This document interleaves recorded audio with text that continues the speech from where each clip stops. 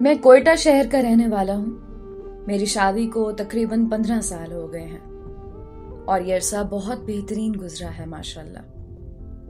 इस खुशहाल और बेहतरीन शादीशुदा जिंदगी में एक इंसान का किरदार बहुत बड़ा है और वो इंसान काबिल इज्जत व एहतराम है। और आज आप तमाम दोस्तों से उस इंसान के बारे में कुछ कहना चाहता हूँ। वो इंसान मेरे ससुर हैं।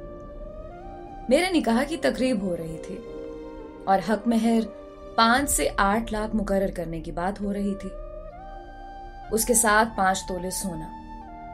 मेरे ससुर ने मुझे अपने साथ वाली कुर्सी पर बिठाया और मुझसे सरगोशी में पूछने लगे, बेटा आप कितना महर आसानी से दे सकते हैं?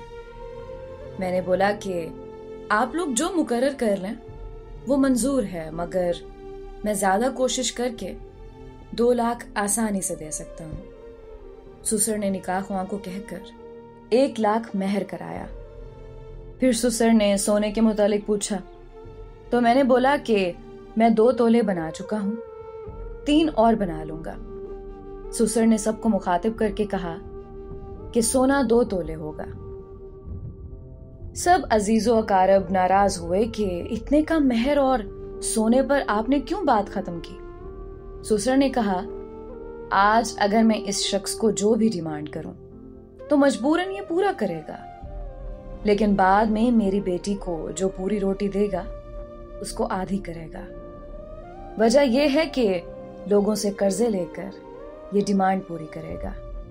मैं चाहता हूं कि मेरी बेटी बाद में आराम से और खुश रहे।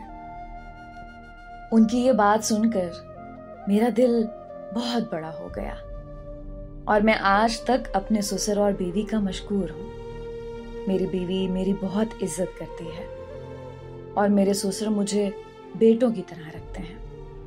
यही वजह है कि मैं उन दोनों की दिल से इज्जत और कदर करता हूं। मैं तमाम दोस्तों के लिए दुआगो हूं कि अल्लाह आप सबको बहुत बेहतरीन ससुराल दे ताकि आप भी मेरी तरह से खुशहाल जिंदगी गुजार सकें। आमीन।